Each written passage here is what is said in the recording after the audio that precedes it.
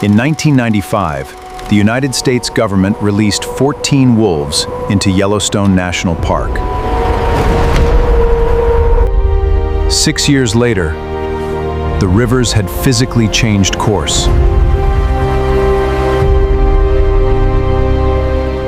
The wolves never touched the water.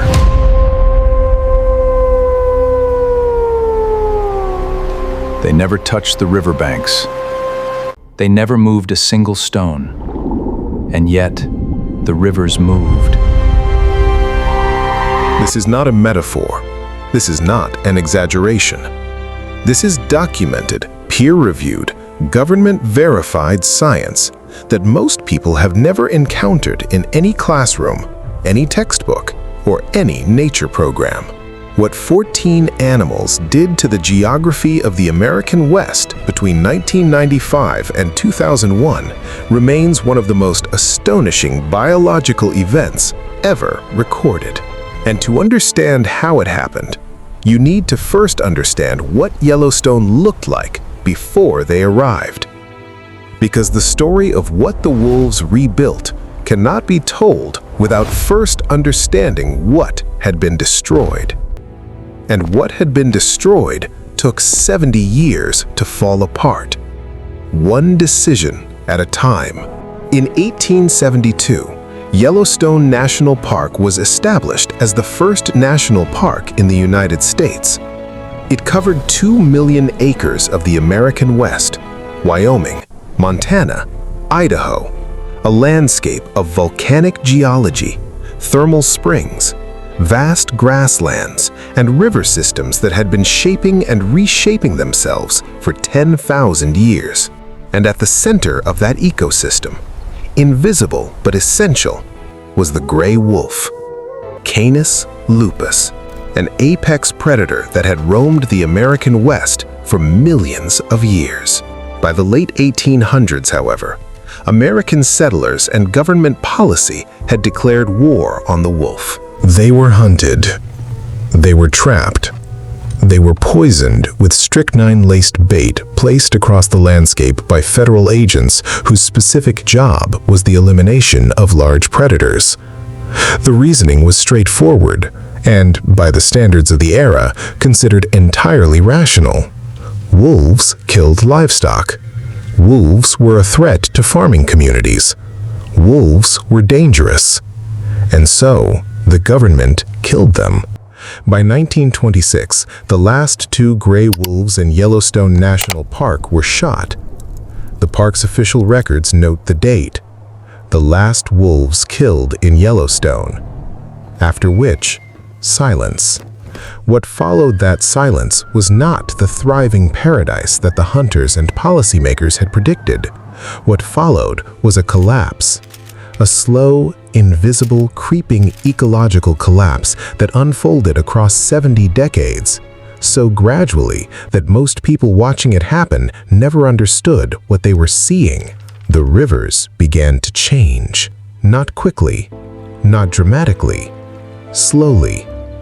The banks began to widen, the channels began to shallow, the water became murky where it had once been clear. The grasslands along the riverbanks, the grasslands that had existed in their current form for thousands of years, began to disappear. The trees that had lined the rivers, the willows, the aspens, the cottonwoods that had anchored the soil with their root systems for millennia, began to vanish. By the 1980s, aerial photographs of Yellowstone showed something that ecological researchers found deeply disturbing. The rivers were wandering. Where a river channel should have been narrow and defined, held in its place by the root systems of the vegetation on its banks, the rivers of Yellowstone were spreading wide and shallow across the landscape, changing direction with each season, eroding their banks in ways that were measurably accelerating. The landscape was, in the language of the scientific papers published at the time, undergoing severe geomorphological degradation. In plain English, Yellowstone was falling apart. And the scientists who were watching it happen were beginning to form a hypothesis that, when they first proposed it publicly, was met with significant skepticism. They believed they knew exactly what was causing the collapse, and they believed the solution was something that most Americans, ranchers, farmers, hunting communities, and significant sections of the political establishment would resist with everything they had. They wanted to bring the wolves back. Not because wolves were symbolic, not because of sentiment or aesthetics, but because the data, decade after decade of ecological measurement, was pointing toward a single, uncomfortable, scientifically radical conclusion. The rivers were dying because the wolves were gone, and nothing that human engineering had attempted in 70 years of trying came close to reversing what 14 wolves would accomplish in 6. But before we get to 1995, before we get to the 14, we need to understand the mechanism. We need to understand the invisible system that connects a predator on a ridge to a river in a valley. Because what the wolves triggered has a scientific name, and when you understand what that name means, you will never look at a broken ecosystem the same way again. You will never look at a missing thing the same way again. Because the wolves didn't just kill elk. They did something far more powerful than killing. They did something that changed the behavior of every living thing in the park. They brought back something that 70 years of absence had completely erased. They brought back fear. Without wolves, the elk of Yellowstone had forgotten something essential. They had forgotten what it meant to be prey. This is not metaphor. This is documented behavioral science. A research concept first formally described by John Laundré and colleagues in 2001, published in Bioscience, described what they called the landscape of fear. The theory proposed that prey animals don't just respond to actual predators. They respond to the risk of predators.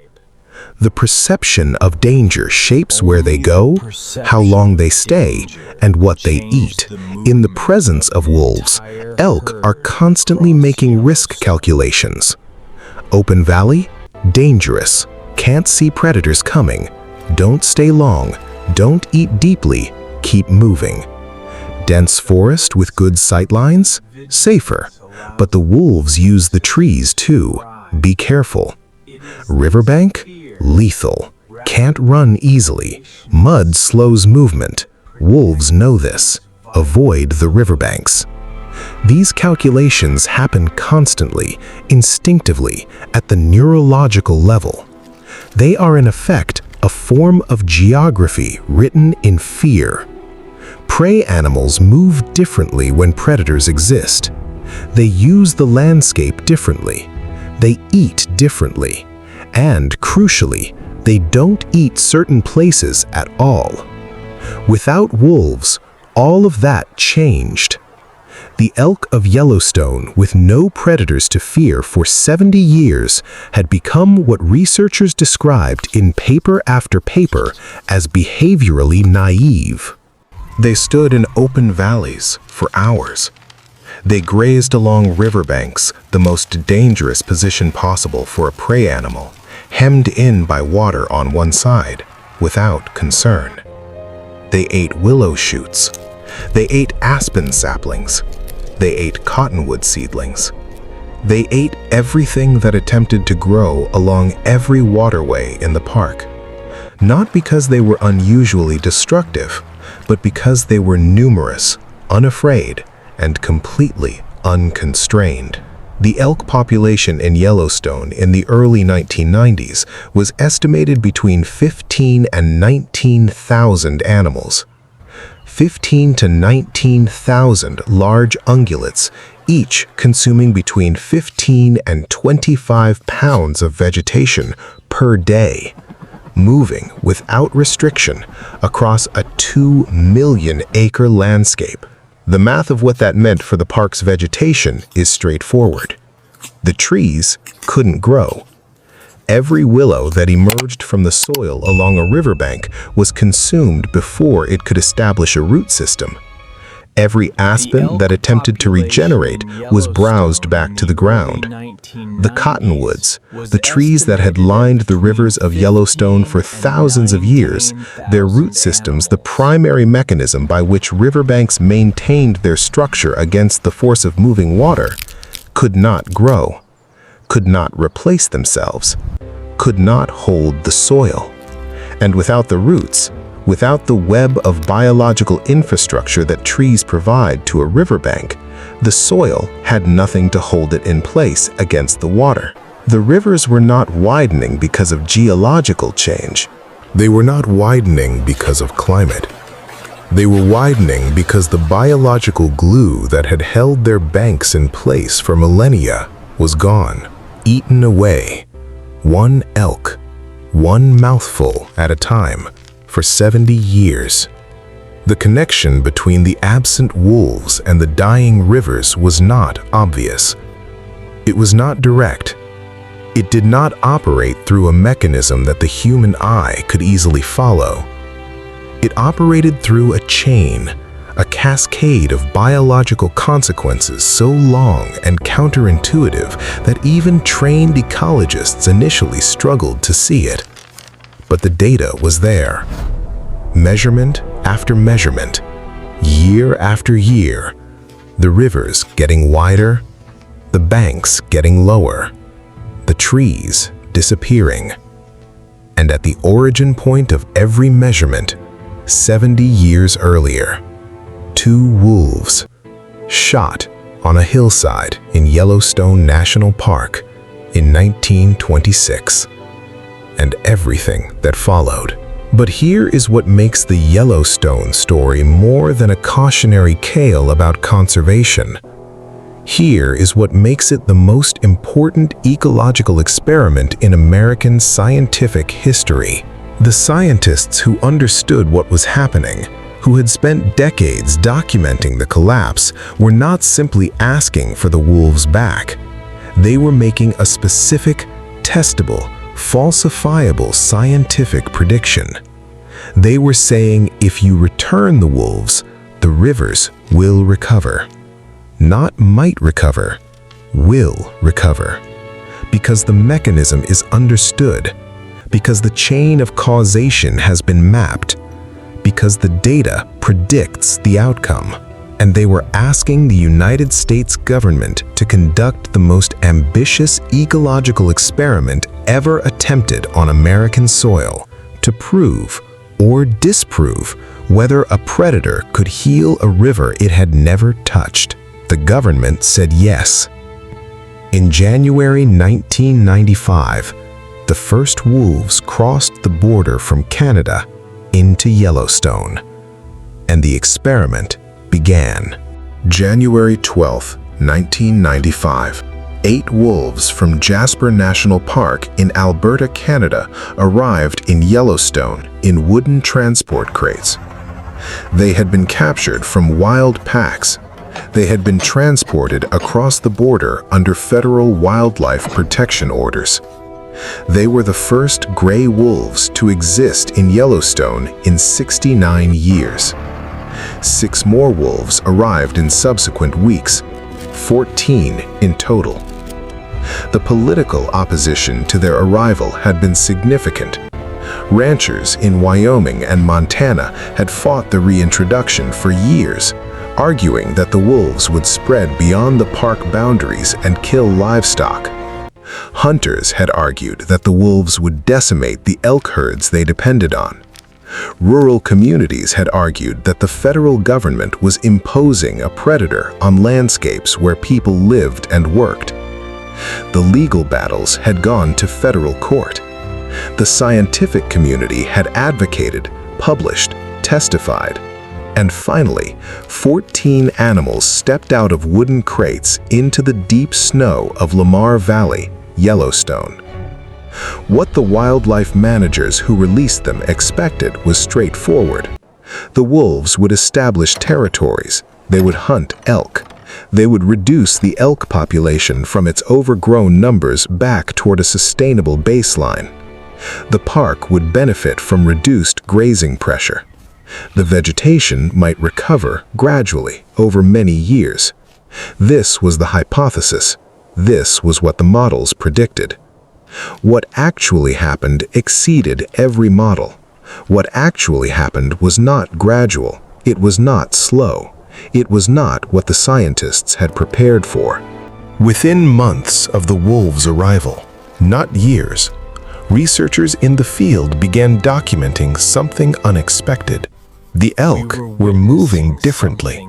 Specifically, the elk were avoiding certain areas of the park with a consistency and a speed that the behavioral models had not predicted. The open river valleys, the stream corridors, the willow flats along the waterways. These were the locations where wolves could approach from multiple directions with minimal warning. These were the locations where an elk, hemmed in by water, had the fewest escape routes. These were, in the language of the landscape of fear framework that Laundré had described 4 years earlier, the most dangerous places in the park for a prey animal in the presence of a predator. And the elk knew it immediately, instinctively. The behavioral naivety, the fearlessness that 70 years without predators had produced did not disappear overnight, but it began to change. Elk that had spent decades standing in river valleys for hours at a time began moving through those areas more quickly. Elk that grazed along stream banks began spending less time there, and in the places where the elk stopped grazing, in the river valleys and the stream corridors that they had previously stripped bare for 70 years, something began to happen that the researchers watching the park had not seen in their professional lifetimes. Things started growing. Willow shoots, emerging from the soil along riverbanks, not consumed before they could establish, not browsed back to the ground, simply growing. Taller than any willow along those banks had been allowed to grow in 70 years. The first visible sign that the experiment was working came not from the wolves. It came from a plant, a willow shoot, 2 inches above the soil line along the Lamar River, alive, uneaten, standing. But the willows were only the first domino, the first link in the chain that researchers were only beginning to understand. Because it wasn't just willows, and it wasn't just elk. Within 2 years of the wolves' arrival, researchers began documenting changes in species that had no direct relationship with wolves whatsoever. Species that wolves didn't hunt. Species that wolves didn't interact with. Species that had no reason on the surface to be affected by the presence of 14 predators in a 2-million-acre park. And yet, they were changing. Their populations were changing. Their behavior was changing. Their locations were changing. And what those changes were doing to the landscape was something that no ecological model written before 1997 had predicted with sufficient precision. Because the trophic cascade, the domino effect that begins at the top of the food chain and tumbles all the way to the soil, was not operating through the mechanisms the scientists had expected. It was operating through something they had almost entirely overlooked. It was operating through an animal that most people, when they think of Yellowstone, never think about at all. An animal smaller than a wolf. An animal that doesn't hunt. An animal that when it returned to Yellowstone in numbers that hadn't been seen in decades, did something to the rivers of the park that the wolves, for all their power, could never have done alone. Castor canadiensis, the North American beaver. By the early 1990s, beaver populations in Yellowstone had collapsed to near zero in many sections of the park. The reason was straightforward. Beavers eat willows. They build dams from willows. They create wetland habitats from the ponds that form behind those dams. And since the elk had stripped the willows from every stream bank in the park for 70 years, since there was nothing to eat and nothing to build with, the beavers had largely disappeared. Without beavers, the streams ran straight. Without beaver dams, there were no ponds.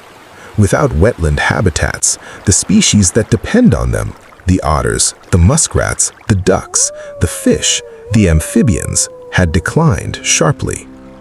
The Cascade was already operating in reverse long before the wolves arrived. The wolves triggered the first domino. The elk became afraid. The elk stopped grazing along riverbanks. The willows grew. And now the second domino. As the willow thickets returned along Yellowstone's streams, something else returned with them. The beavers came back. Researchers from Oregon State University, documenting the wolf reintroduction's cascading effects, recorded a dramatic increase in beaver activity along stream corridors where willow regrowth was occurring. In some sections of Yellowstone, beaver colonies had been absent for decades. By the early 2000s, they were returning. And what beavers do to a river system is perhaps the most significant form of non-human engineering on the North American continent. A beaver dam is not simply an obstacle in a stream. It is a water management system of extraordinary complexity. When a beaver dam blocks a stream, the water behind it slows. It spreads laterally across the floodplain. It creates a pond. That pond raises the water table in the surrounding soil. The raised water table allows more vegetation to grow, not just along the immediate stream bank, but across a wider area of the valley floor.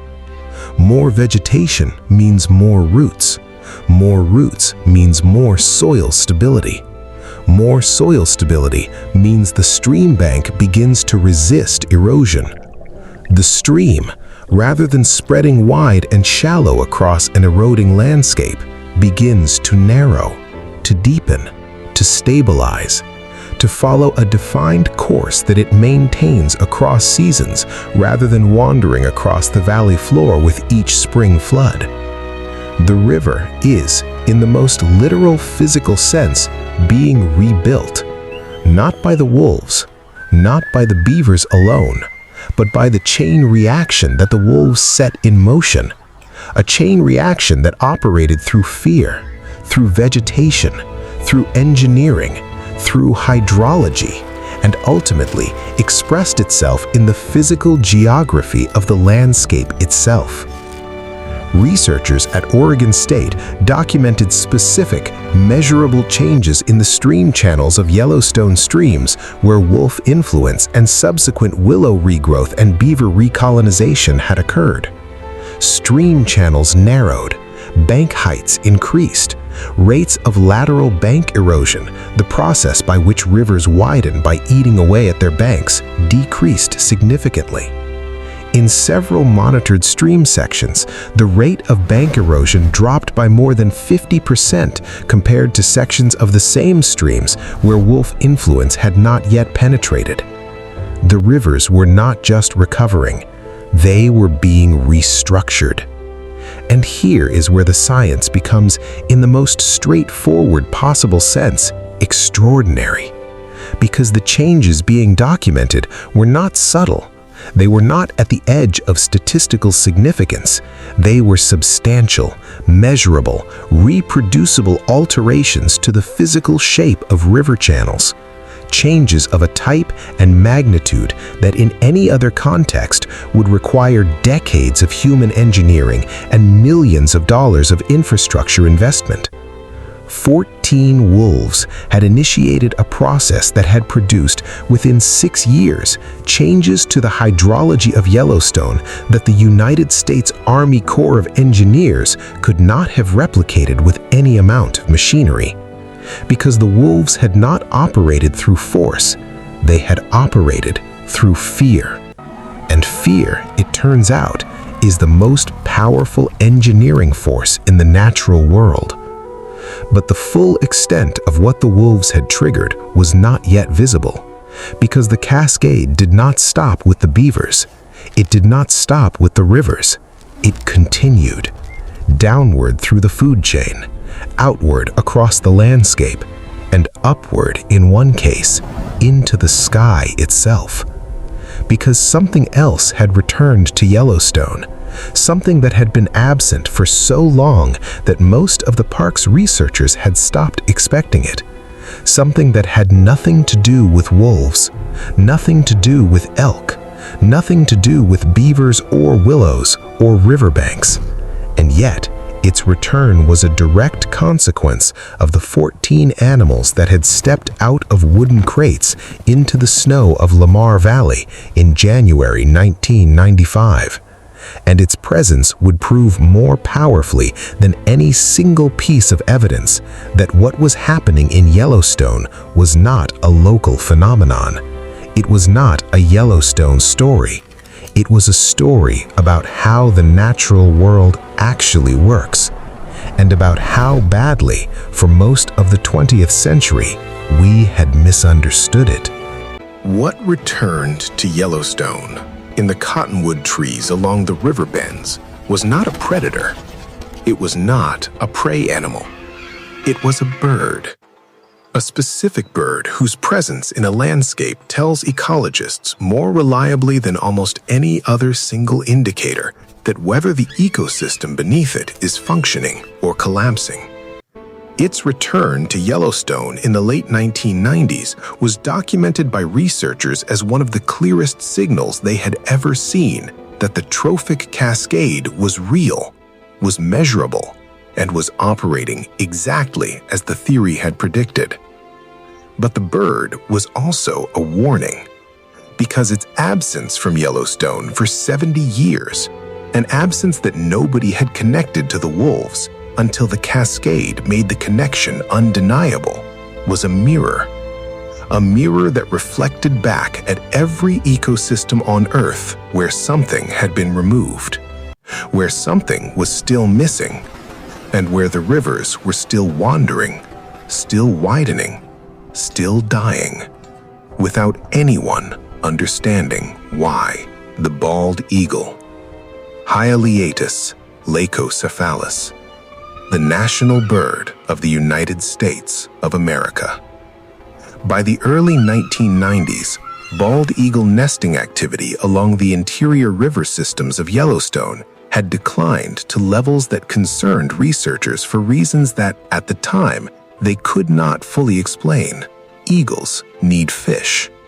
Fish need cold, clear, deep, oxygenated water. Cold, clear, deep, oxygenated water requires stable riverbanks covered with vegetation whose root systems shade the water and prevent it from warming in summer. Stable, vegetated riverbanks require root systems. Root systems require trees.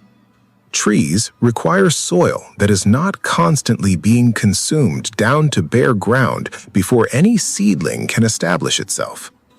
And soil that is not constantly consumed in Yellowstone in the 1990s was becoming increasingly rare because the elk were everywhere, eating everything, along every waterway, every stream bank, every river corridor. The connection between a bald eagle's nesting success and a gray wolf's absence is not obvious. It does not operate through a mechanism that the human mind intuitively grasps, but it operates. It is real. And when the wolves returned, when the elk began avoiding the riverbanks, when the willows grew, when the beavers returned, when the streams narrowed and deepened and cleared, the fish populations in those streams began to recover. Not immediately, not overnight, but measurably, consistently. And the eagles noticed. By the late 1990s, researchers monitoring raptor activity in Yellowstone were documenting increased bald eagle presence along the stream corridors where the Trophic cascade was most advanced. By the early 2000s, active eagle nesting had been confirmed in several locations along the Lammer River and its tributaries, locations where nesting had not been recorded in decades. The national symbol of the United States had returned to the rivers of Yellowstone, not because anyone had done anything for the eagles, not because of eagle conservation programs, not because of eagle habitat restoration, because 14 wolves had been released into a valley 9 years earlier. And the chain of consequences had reached all the way from a predator on a ridge to a prey animal on a riverbank, to a willow shoot in the soil, to a beaver dam in a stream, to a fish in cold, clear water, to a nest in a cottonwood tree above a river that was narrower, deeper, and more stable than it had been in living memory. This is what a trophic cascade looks like when it is fully operational. Not a single line of cause and effect, a web, a system, each element connected to each other through mechanisms that are often invisible until something is removed or something is returned. The ecologist William Ripley, who had been documenting the wolf reintroduction's effects since 1995, published his landmark paper in Biological Conservation in 2012, 17 years after the 14 wolves stepped out of their crates into the snow. The paper documented, with 17 years of data, the measurable changes to Yellowstone's vegetation, hydrology, and species composition that had followed the wolves' return. The rivers had changed course. The riverbanks had stabilized. The willows had returned. The beavers had returned. The fish had recovered. The eagles had returned. And the mechanism, the invisible chain of fear and behavior and vegetation and hydrology that connected a predator to a river, had been mapped with sufficient precision that Ripley and his co-author, Robert Beschta, could state in peer-reviewed scientific language what had happened. The wolves had rebuilt Yellowstone, not with their teeth, not with their claws, with their presence, with the fear of their presence, with the simple, ancient biological fact that prey animals behave differently when something is hunting them. And that behavior, that fear, had cascaded downward through every level of the ecosystem, all the way to the river, all the way to the stones on the riverbed, all the way to the course of the water itself. But the story of the 14 wolves did not stay in Yellowstone. It did not stay in America. Because the science that Ripley and Beschta published, the mechanism that their 17 years of data had documented, was not a Yellowstone-specific phenomenon. It was a universal principle. And within years of the paper's publication, researchers on 6 continents were looking at their own broken ecosystems with new eyes, looking at their own wandering, dying rivers, looking at their own missing trees, looking at their own declining species, and asking a question that the Yellowstone data had made impossible to ignore. What did we remove? What is missing that should be here? What fear have we taken out of this landscape? And what has collapsed in its absence that we never connected to the thing we took away? The scientific principle that the Yellowstone wolves demonstrated has a name: Trophic Cascade. From the Greek trophe, nourishment, and the Latin cascada, a waterfall. A waterfall of nourishment flowing downward from the top of the food chain through every level of the ecosystem. And the Yellowstone data, 17 years of measurements from the most closely monitored ecological experiment in American history, had proven with a precision that previous trophic cascade research had not achieved, that the effect was real, that it was measurable, that it was predictable, and that it could be reversed. The implications of this were not lost on ecologists working in degraded ecosystems around the world.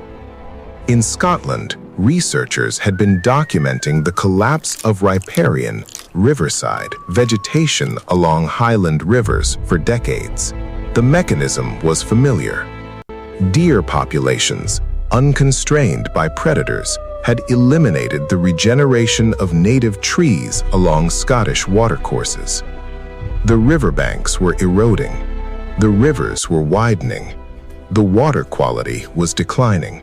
Following the Yellowstone data, conservation organizations in Scotland began reintroducing beavers, not wolves, to selected river systems. The results, documented over a decade of monitoring, showed measurable improvements in river channel stability in beaver-occupied reaches compared to control reaches without beavers. The Cascade operated without wolves, because the mechanism does not require wolves specifically. It requires the restoration of a missing functional role in the ecosystem, something that creates fear or structure or biological infrastructure depending on what level of the cascade has been disrupted. In South Africa, researchers studying the removal of elephants from enclosed reserves documented cascading effects on vegetation structure and water availability that mirrored at a larger scale what Yellowstone had shown at the wolf-elk-willow level. In Australia, the removal of dingoes from large areas of the continent had been followed by overgrazing by kangaroos and feral animals that was producing landscape-scale degradation recognizable in its mechanisms to anyone who had studied the pre-Wolf Yellowstone data. In ocean ecosystems, the removal of sharks, apex predators whose absence changes the behavior of every prey species below them in the food web, had been followed by cascading collapses in reef ecosystems that marine biologists were now interpreting through the Trophic cascade framework that Yellowstone had validated. The pattern was everywhere. Once you knew what to look for, remove the thing at the top. Watch the fear disappear. Watch the prey animals stop being afraid. Watch them overgraze, overbreed, and overuse the landscape without the constraints that predation had maintained for millions of years. Watch the vegetation disappear. Watch the soil erode. Watch the water change. Watch the rivers wander. The Yellowstone wolves had not just healed a national park, they had provided the proof of concept for the most important ecological principle of the 21st century, that healthy ecosystems are not static things to be preserved behind fences. They are dynamic systems maintained by the relationships between species, including the most violent relationships, including the relationships built on death and fear and predation. That the wolf killing the elk is not violence separate from the river flowing cleanly in the valley below. It is the mechanism by which the river flows cleanly. It is the connection, the invisible thread. And when that thread is cut, when the predator is removed, the apex species hunted out, the keystone element of the system eliminated, the degradation that follows is not immediately obvious. It is slow. It is cumulative.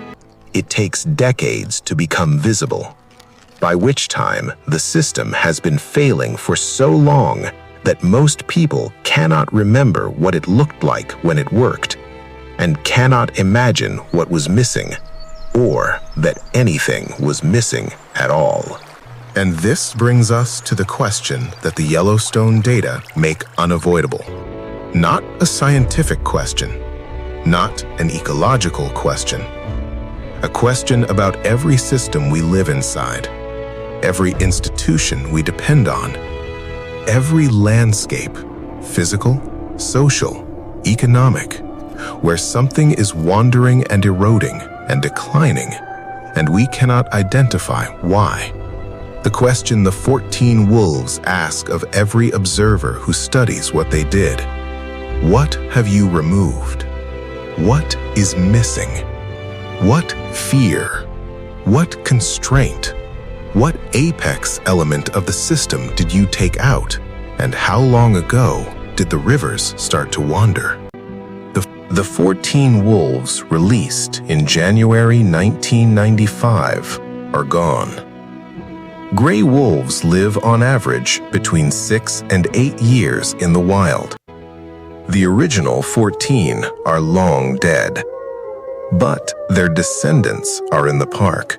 As of the most recent National Park Service wolf population report, Yellowstone supports approximately 108 wolves across 10 packs.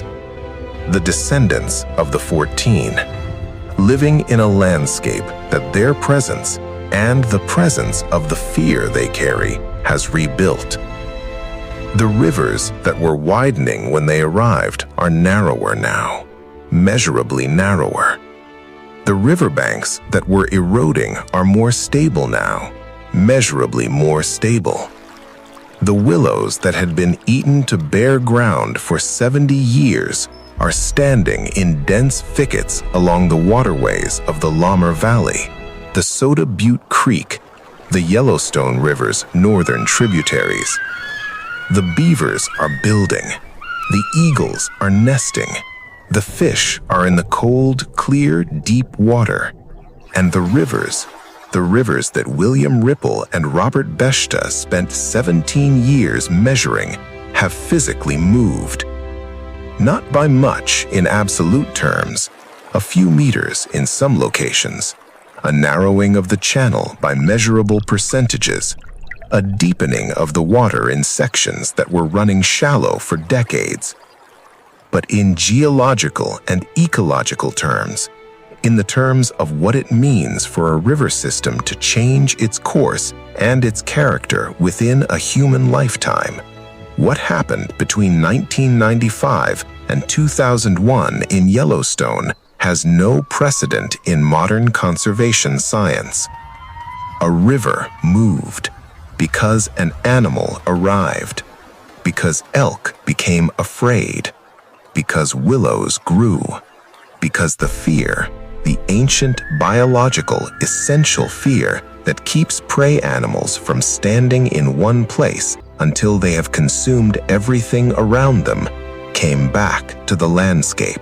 And the landscape responded, the way it had been responding to that fear for 10,000 years before the last 2 wolves were shot on a Yellowstone hillside in 1926. There is a concept in ecology called rewilding, the deliberate reintroduction of species, particularly large predators, to landscapes from which they have been removed. It is controversial. It faces political opposition, economic opposition, cultural opposition.